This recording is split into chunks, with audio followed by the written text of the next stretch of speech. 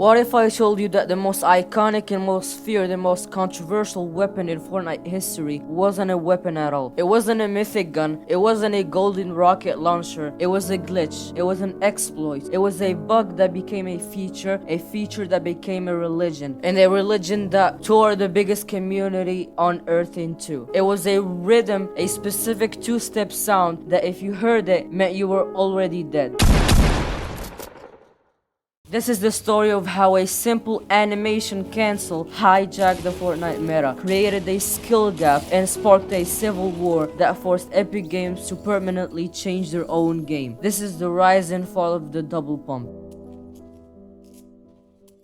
To understand the double pump, you have to rewind the clock to a simpler, clunkier time. In late 2017, the Battle Royale genre was dominated by PUBG, a game of slow, tactical, realistic military simulation. Fortnite Battle Royale was the underdog, the colorful, cartoony spin-off. The game's mechanics were unrefined, assault rifles had bloom, a random number generator for accuracy that felt more like a slot machine than a shooter. SMGs were pea-shooters, and building was a simple utility. And one weapon was the king of the hill, the pump shotgun. It was a high risk, high reward powerhouse. If you were close and your aim was true, it could eliminate a player with a single satisfying 200 damage headshot. But it had one massive intentional weakness, a painfully slow fire rate. After you fired, you were a sitting duck, vulnerable for over a full second. It was by all accounts a balanced weapon, but Fortnite players are clever. Players quickly discovered something called animation cancelling. The pump animation wasn't actually tied to the gun's reload, it was just an animation. If you shot the gun and then immediately swapped to another item, a pickaxe, a building plan, another gun, and then swapped back, you could bypass the delay. This was already a powerful trick, but then some forgotten genius had the simplest, most brilliant thought. What if I just switched to a second pump shotgun? Suddenly, the slowest, highest damage weapon in the game was a close range, semi-automatic death machine. The double pump was born, and the game would never be the same. 360.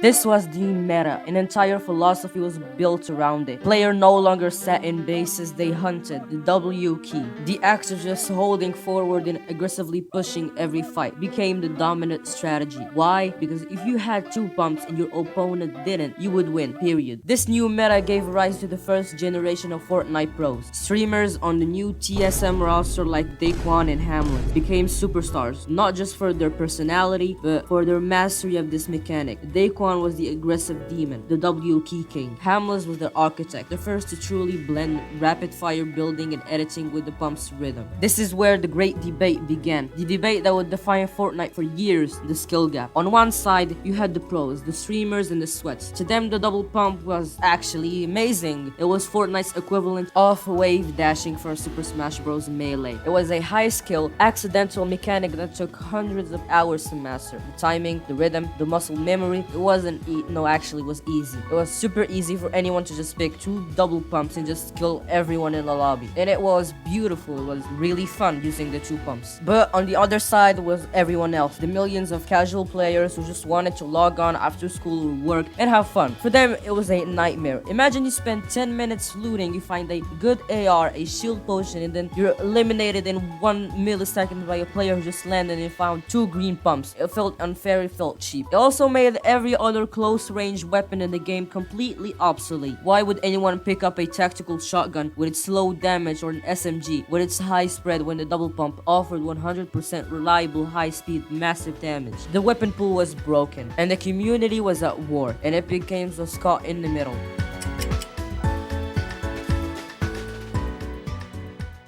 Epic swore the double pump wasn't a single event. Their first shot was fired in the patch 3.0 at the start of season 3. They didn't remove it, but they tried to nerf it. The patch made it so that equipping a pump would force the animation, not just firing it, and this slowed the combo down. Players being relentless just adapted the double pump, simply evolved. The pump tack was born. Then, as SMGs were buffed, the pump SMG became the new meta. The idea of burst damage followed by a fast swap was alive and well. The original exploit had fundamentally rewired how everyone played the game. Epic was getting desperate. They tried nerfing the pump's damage and removing its one-shot potential. And then, after some months, in the beginning of Season 5, they removed the mechanic entirely. The community hated it, and it was a clear sign that Epic Game was no longer listening to its high-skill players.